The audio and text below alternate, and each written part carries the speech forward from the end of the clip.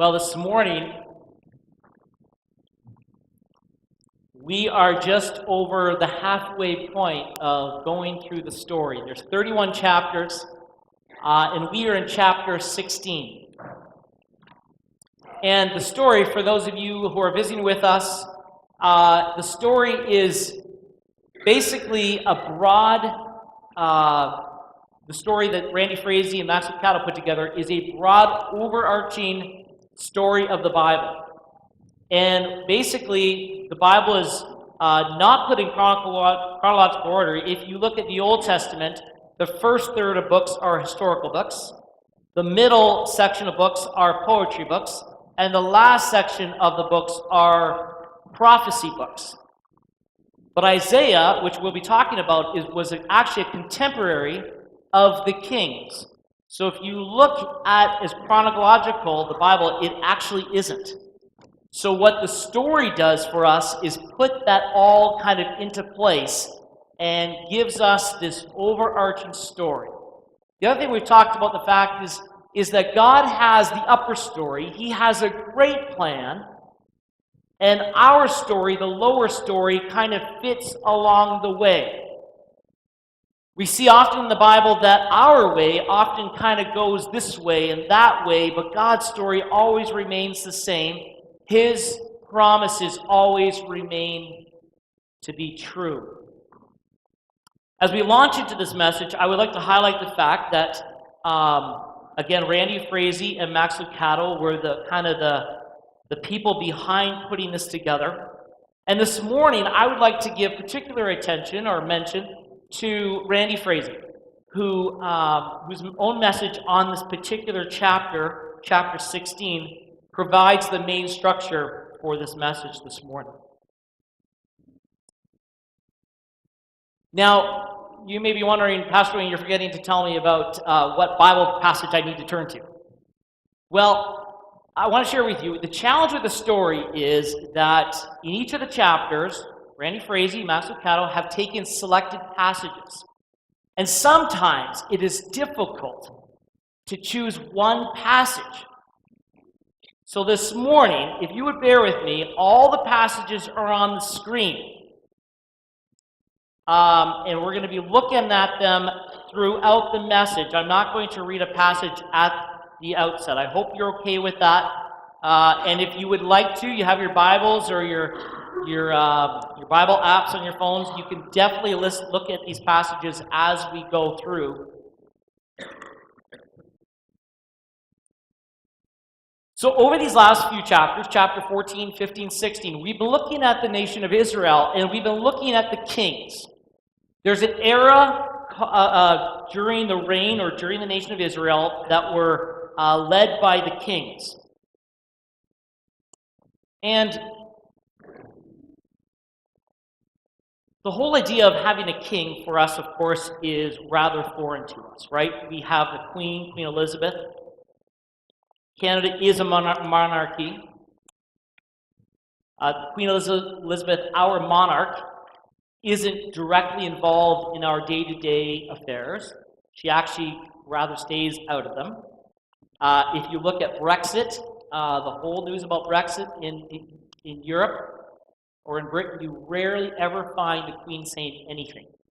And it's a big deal when she does, and it usually is not very direct. Now, the Queen is also a queen of 15 other independent nations. And for the Queen, on the advice of our Prime Minister, she appoints a Canadian to represent her in Canada, that being the Governor General. So the Queen is really not really involved in our day-to-day affairs as the kings were in Israel's day. Now, incidentally, did you know that in the very early years of the United States, they almost had a king? Some of George Washington's soldiers offered him a throne. And he thought His Majesty the President might be nice. But it wasn't his desire to take them up on it. And so he passed. So if he had, our neighbors to the south would have had a royal family with kings and queens, princes and princesses. And it's been said that during the American Revolutionary War, there was a motto that was constantly being chanted. It was this: no king but King Jesus. No king but King Jesus. Historical records show that a written report was written to King George, the King of England at that time, in which the governor of Boston noted, Mr. King or King of England, if you ask any of us who is his master, he will tell you he has none but King Jesus Christ. As we turn to the study or the story, we find ourselves following the history of the nation of Israel, as I've mentioned. And again, they're in a period of time where kings are ruling over them. But we find this era of kings a troubled time, because most of the kings do sorts of things that get them into a heap of trouble. I wonder what would have happened if their motto was, no king but King God. Did you know that God didn't even want a king? When they beckoned and they asked God for a king, just like the other nations, God was so reluctant. He said, I'm your king. But they didn't settle for him. He said, I want you to be your king. I just want to put a pause here. Bring it to today. I can't stress this enough, that we can never say it enough that it is important to put Jesus Christ on the throne of our lives. The importance of putting Jesus first in our families. The importance of putting Jesus Christ first in our church. The importance of putting Jesus Christ first in our land. Now I want to take you to 2 Kings chapter 17. We've seen David. David was king, and he transferred the throne to Solomon, and Solomon was given this great gift of wisdom. But Solomon doesn't do a great job later on as he is king. He dishonors God, and to make a long story short, the result is that the strong, vibrant, unified nation of Israel is divided into two by the hand of God. I want to show you a map here. Yeah, okay. I never know quite sure how this is going to turn up, but so if you can see here, so this whole area was the kingdom or Israel, or God's promised land, but as you see, it's divided into two. The northern part is the kingdom of Israel. The southern part is the kingdom of Judah. God separates these two. 10 of the 12 tribes are in the north end. 2 of the 12 tribes are in the south end. They are Benjamin and Judah. During this time of the period of kings, there are 38 kings. Only 5 of these kings are good kings. That's a good ratio, isn't it? Out of the 33 kings, only 5 kings are good kings. It says in the Bible that these 33 kings, it says over and over again, they did evil in the eyes of the Lord. Now, during this time of the era of the kings, God raises up a new kind of person. And this new kind of person is a prophet. And these prophets were to speak the actual words of God to the kings of Israel and Judah. That if they would turn back to God, he would gladly take them all back to himself. Prophets had the job of calling God's people to get back on track, of speaking love and truth. You ever wonder why it says that a prophet is not welcome in their own town? Because generally they say things to their friends and family that are rather disturbing, and it's a little tough. So these prophets are talking to these people, but nothing seems to last for very long. Their words fall on deaf ears, and I want us to just read this passage from here. The Lord had driven out nations to make room for Israel. We had seen that, right? But the Israelites burned incense at every high place, just as those nations had done. The Israelites did evil things that made the Lord very angry. They worshiped statues of gods. They did it even though the Lord had said, do not do that.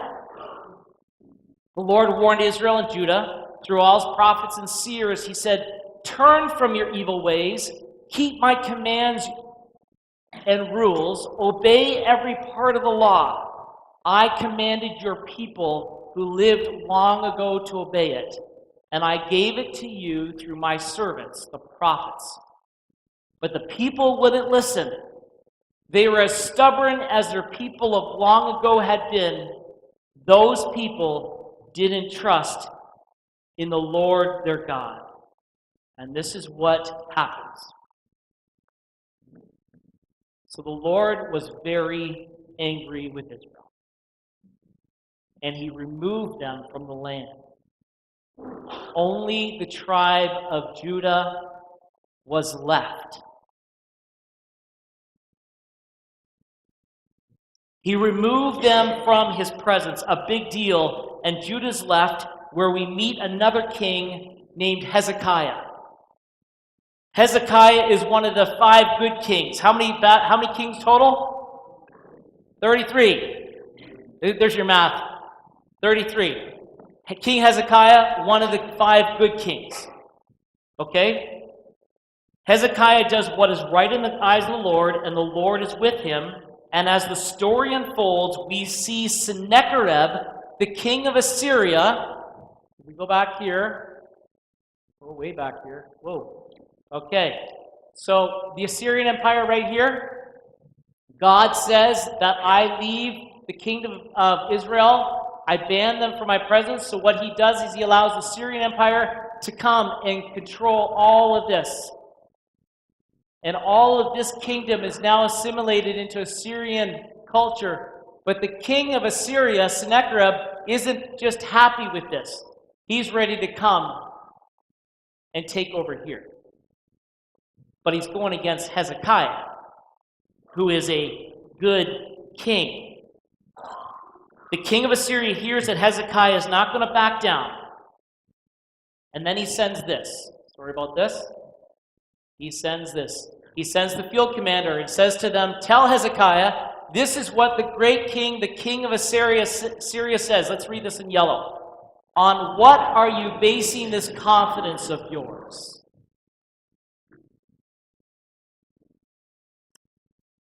This question can be applied to our lives. When you make a decision, or you feel led by God to do something, and somebody looks at you as though you got horns coming out of your head. And they ask you, on what are you basing your confidence? What do you say?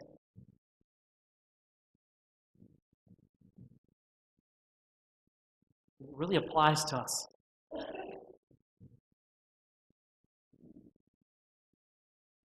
Why do you go to church? Why do you give financially to God?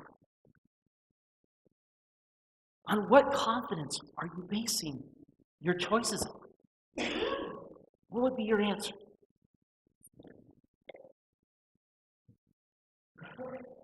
For those of you who are confident in this room, it's a great question to be asked. Well, the king of Assyria tries to intimidate Hezekiah, tries to scare him, but Hezekiah doesn't back down. He doesn't brandish his sword. He falls to his knees, puts on the knee pads,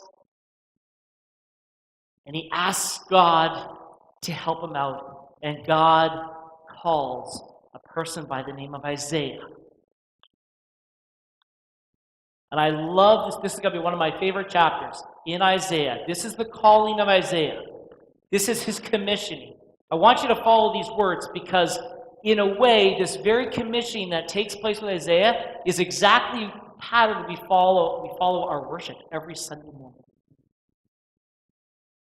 In the year that King Uzziah died, I saw the Lord. He was seated on his throne. His long robe filled the temple. He was highly honored. Isaiah's looking up. Above him were seraphs. Each of them had 6 wings. With 2 wings they covered their faces. With 2 wings they covered their feet. And with 2 wings they were flying. They were calling out to one another. They were saying, Holy, holy, holy is the Lord who rules over all. The whole earth is full of his glory. Does that sound like worship to you? That's praise. That's worship. We were called this morning into worship, to set our eyes on God. The sound of their voices caused the stone door frame to shake. The temple was filled with smoke. How terrible it is for me, I cried. I am about to be destroyed. My mouth speaks sinful words, and I live among people who speak sinful words. And oftentimes in our service, we move from the time of worship and praise to a point of realizing that we're broken and we need God's cleansing. And so we ask for God's forgiveness. We say, woe is me, Lord, I am broken. I need you. I need your forgiveness.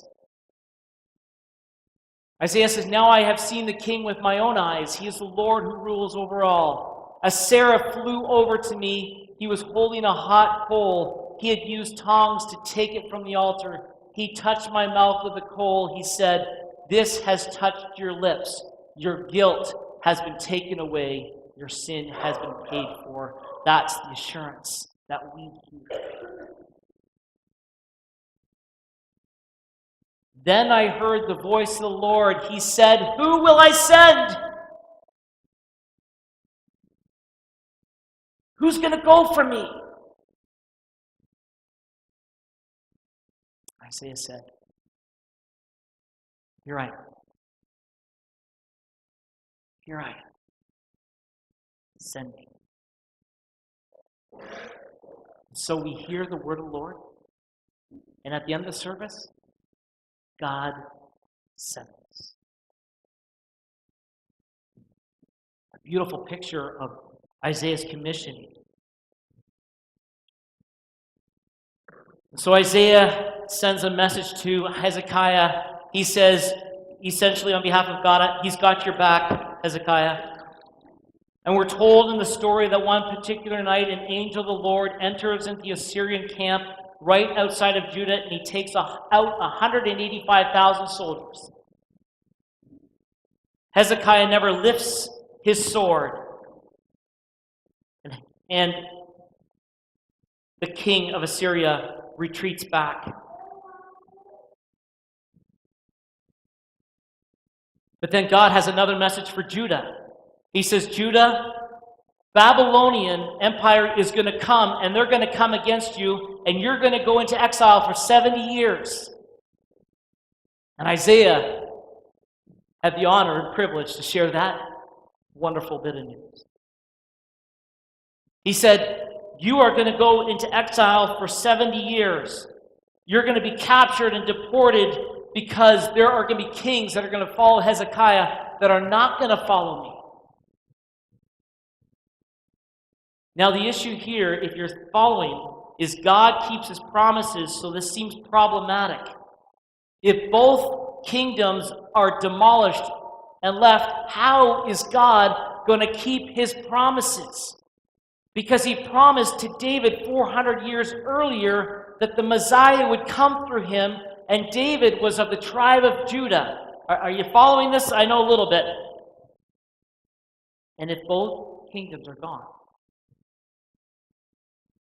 we got a huge problem.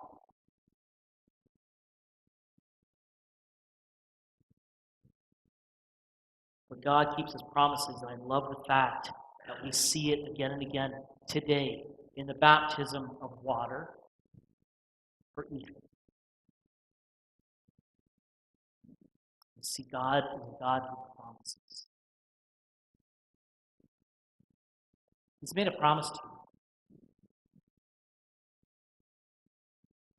If I could, I would say every single individual's name in this place. It'll take me a while. So would you take that as the you when I say to you, as you personally? He's made a promise to you.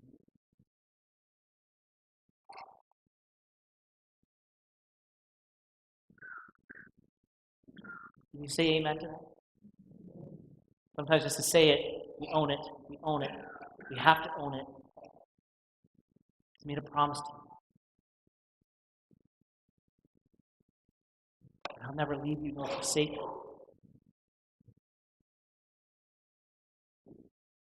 And then we read these words later in Isaiah. He says, "Shout for joy, you heavens, be glad, you earth, burst into song, you mountains. The Lord will comfort his people. He will show his tender love to those who are suffering." But the city of Zion said, "The Lord has deserted me, the Lord has forgotten me." The people are in Babylon, they're going, "God, where are you?"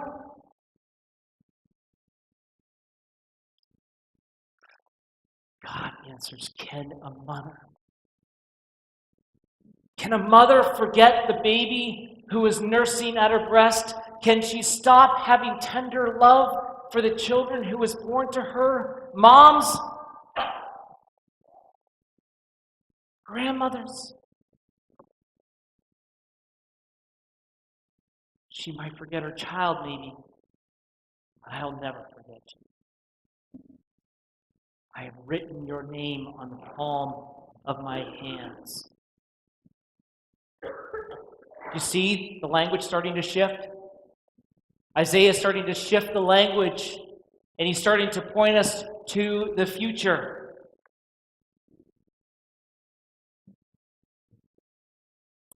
And God gives Isaiah these words. 700 years before the event actually takes place, Isaiah speaks a word and writes it on a scroll. And he tells the people of Judah 700 years before it happened, this is the kind of Messiah you are to be looking for. He writes this: "Who has believed our message, and to whom has the arm of the Lord been revealed? He grew up before him like a tender shoot, and like a root out of dry ground. He had no beauty or majesty to attract us to him. Nothing in his appearance that we should desire him. He was despised and rejected by mankind, a man of suffering and familiar with pain. Like one from whom people hide their faces, he was despised, we held him in low esteem. Surely he took up our pain and bore our suffering, yet we considered him punished by God, stricken by him and afflicted.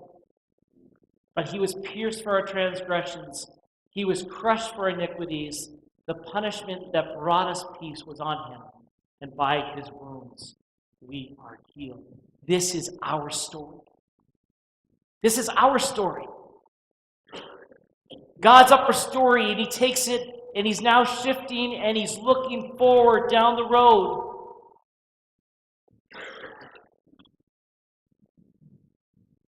So we ask ourselves a question now. What does this all have to do with me? How does it apply to my life?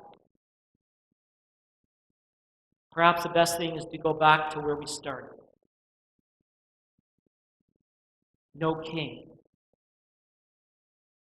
but King Jesus. Jesus said it himself. But put God's kingdom first. Do what he wants you to do. Then all those things will be also given to you. We have a tendency to turn that upside down. We say, "Lord, I'm going to grab all my things." And instead of looking at Jesus as the Lord, we kind of see him as a servant, and we ask God to bless our things. And God says, turn that upside down. Put me first. No king, but King Jesus. I ask you, how does that apply to your personal life? No king, but King Jesus. How does that apply to our church, Drayton Reformed Church? No king but King Jesus. How does that apply to the country in which we live? No king but King Jesus. I believe that we can sometimes be at fault for compromising just a little or a lot of our allegiance to Jesus. And there are times in our life when we make choices or choose to believe in something that pushes us right to the edge. But God calls us to be the kind of spouses, and the kind of children, and the kind of friends and neighbors that speak the loving message, no king but King Jesus.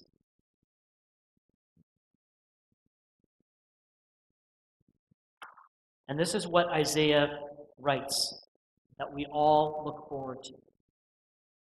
That one day, wolves will lie down with lambs. Leopards will go down with goats. Calves, and lions will eat together, and little children will lead them around. Cows will eat with bears. Their little ones will lie down together, and lions will eat straw like oxen. A baby will play near a hole where cobras live. And a young child will put its hand into a nest where poisonous snakes live. That to me is a picture of shalom. The reason that we need to keep King Jesus on the throne of our lives is not only to protect ourselves as we walk this journey, but that we have this message for all others who yet are seeking, who yet need to know Jesus as their King. Why would we hold on to this? Why would we get comfortable and take up our place in a church and not be challenged to get out there and to share this? Because we have one life to live.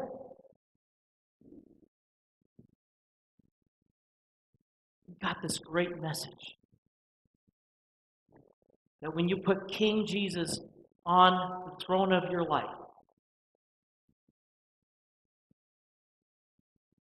you have God in your corner. You are promised an eternity with you. What a promise that is. To God be the glory.